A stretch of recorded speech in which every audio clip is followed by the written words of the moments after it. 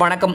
அரியலூர் மாவட்டம் அரியலூர் நிர்மலா பெண்கள் மேல்நிலைப் பள்ளியில் நடைபெறும் 10ஆம் வகுப்பு அரசு பொதுத்தேர்வு மையத்தினை மாவட்ட ஆட்சித்தலைவர் திருமதி ஆனிமேரி சொர்ணா அவர்கள் இன்று நேரில் பார்வையிட்டார்.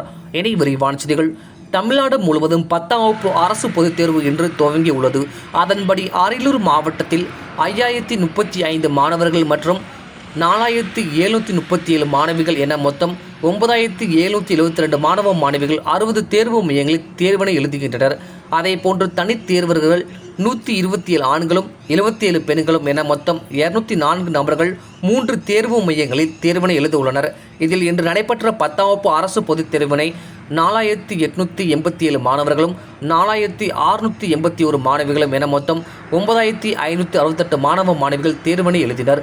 மேலும் 148 மாணவர்களும் 56 மாணவிகளும் என மொத்தம் 204 மாணவ மாணவிகள் தேர்வு எழுத வரவில்லை.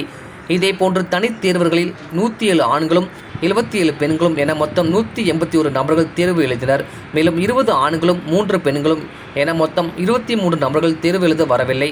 தேர்வுகளில் முறைகேடுகளை தடுக்கும் வகையில் பறக்கும் படை உறுப்பினர்கள் 65 நபர்கள் நியமிக்கப்பட்டுள்ளனர். தேர்வு மையத்தில் திடீர் ஆய்வு மேற்கொள்ளும் வகையில் 5 மாவட்ட அலுவலர்கள் குழுக்கள் அமைக்கப்பட்டுள்ளது. தேர்வு பணிகள் சார்ந்து தேர்வு நடைபெறும் நாட்களில் தடையில்லா மின்சாரம் வழங்கவும், மாணவ மாணவிகள் குறித்த நேரத்தில் தேர்வு மையத்திற்கு தேர்வு எழுத ஏதுவாக போதிய பேருந்து வசதியும் ஏற்பாடு செய்யப்பட்டுள்ளது.